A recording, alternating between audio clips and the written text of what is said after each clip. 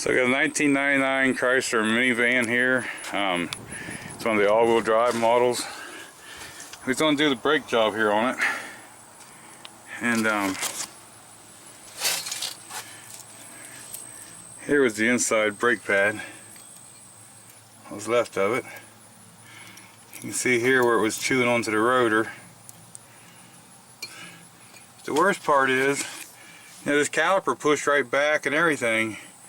But if you look right here, big old chunk missing out of it. So in reality, that caliper needs replaced. So let's talk to the owners about that, and see what they want to do. Now that brake rotor, let me wire that up. Okay, so there's the inside of the brake rotor. It's starting to get chewed. I mean, in desperate times you could use that, but we're putting new pads and everything else on it, so it's time to replace that. It's just a shame. Everything on this caliper works, except for it's got a big break in it. It's them, I don't know, I call them plastic pistons, whatever. Now, when we get to the other side, I'll kind of show you how I took it apart.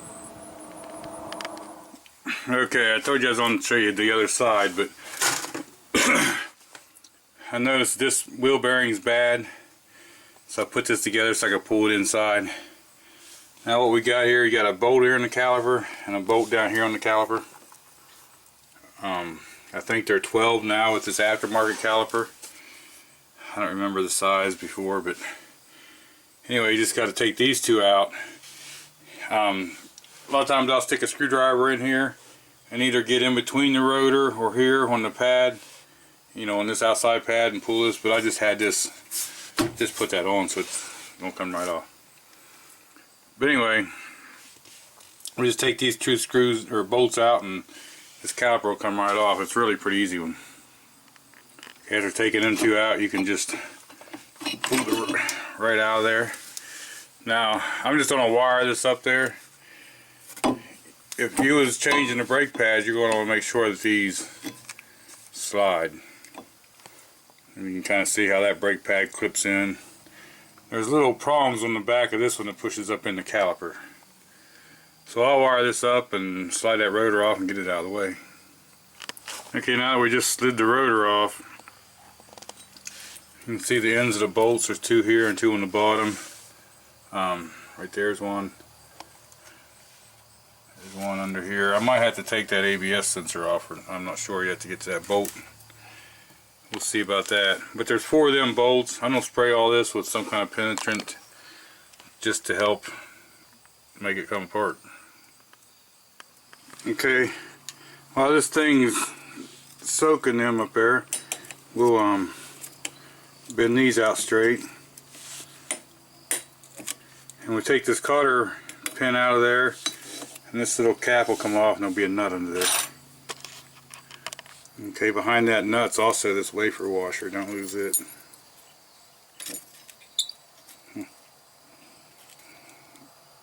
That was just hand tight. Probably what ruined the bearing. Alright, let me get a socket and get that thing off there. Okay, after you get that nut off, 32mm, that comes off. If you notice,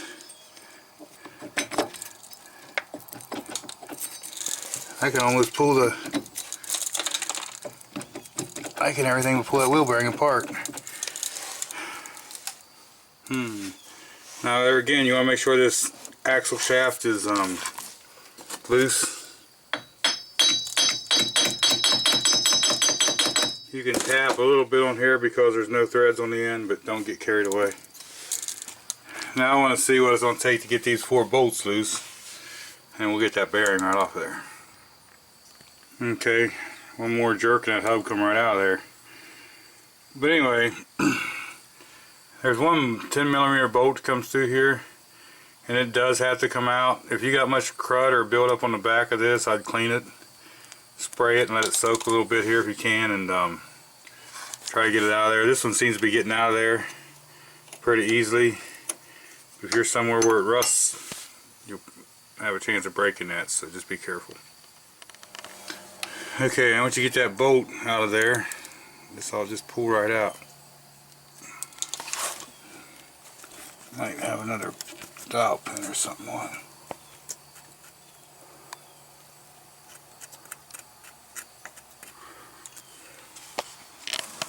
Okay, it didn't come out as easy as I thought, so I put a screwdriver in there and just kind of wiggled a little bit and got it out of there. Just be careful and not break that thing. We'll wipe that all off really good before we put it back in. But for now, we can just hang it right back over itself.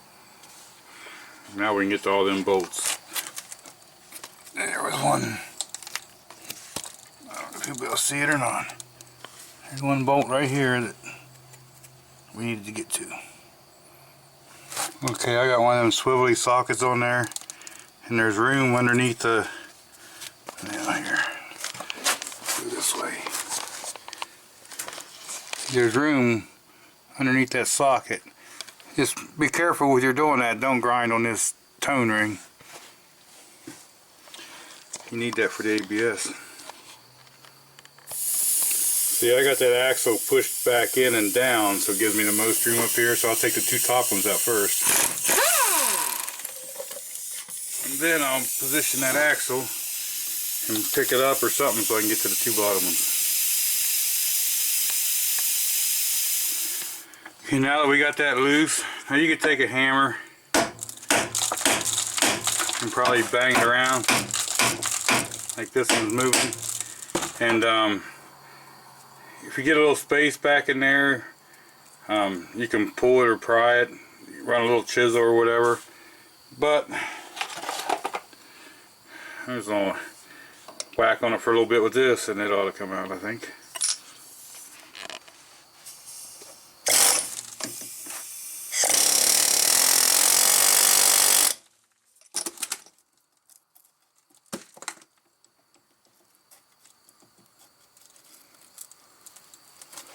Now see, I got her loose. I can take a screwdriver or something, get behind it now, but it will come out now.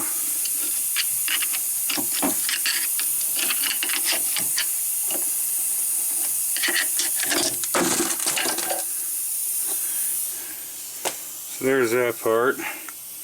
Here's the race for the bearing part of it.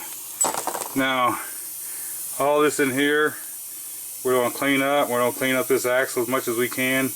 I like to never seize them. Make sure this surface is good and clean, so when the new bearing goes on, it runs in her tight and flat. Okay, here's what we're going to put in. One of the Mooglies. We're going to put in a Moogly. If I can get the box open. See what she looks like. Of course, even the right one. Okay, so this is what we end up with here, a Moogly.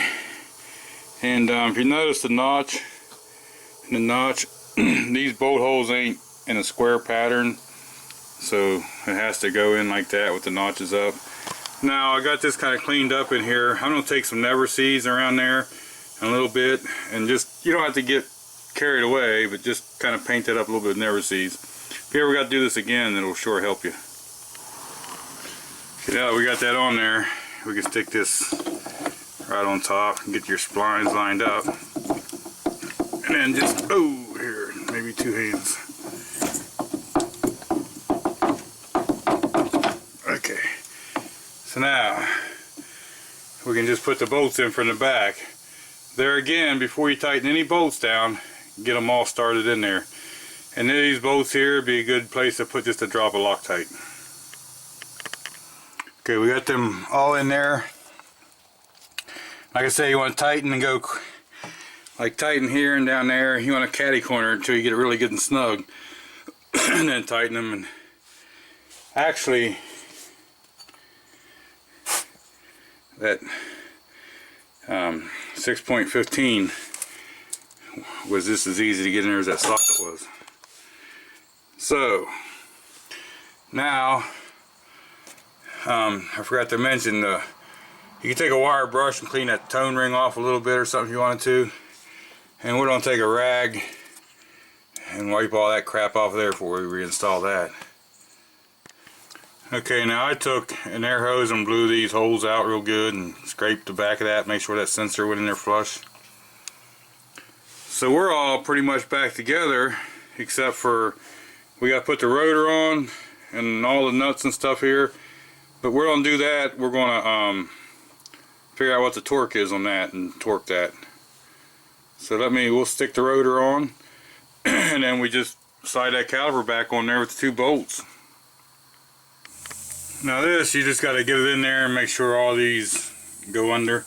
But the one thing you may have encounter is these slides. You got to make sure they're pushed backwards far enough to go where the bolts go on.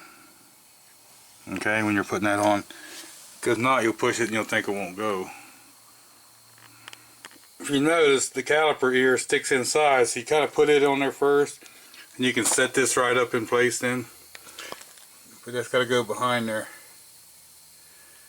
I just stick it in there at an angle and push it right up. Now we'll put them 2 bolts in. See, I did end up putting the lug nut on just to hold that rotor back. I got these 2 bolts in, and they're good and snug. One thing I didn't show you changing the caliper, just take that bolt out and there's a copper washer on this side and that side of that block. And then to bleed it, I just take the top off the master cylinder, open this bleeder up, I just let it gravity bleed. Okay, now you don't have this washer. You notice I didn't really get a lot of never-sees on the threads. I'm going to put this on there, and then I'm going to have to look up the torque specs on this, because we want to torque this nut here to whatever it says it needs to be. Okay, so I looked the torque up on that nut. Everything I see is saying 180, so we're doing 180 foot-pounds. Okay, now we can put the wavy washer back on and line this baby back up and put the cotter pin back in. And then we're just got to put the wheel back on, and put the wheel back on there again. You don't want to just ram one lug nut in as tight as it'll go. You want to get them all snug and then torque them to spec. And the little luggy nuts are calling for 100 foot-pounds, so what we're giving them. So now basically all we gotta do is put the hubcap on, take it off the jack and the jack stands, and anytime you do anything with a caliper, hit the brakes once or twice before you move to make sure you got brakes. But this ought to be pretty much done. Thanks for watching.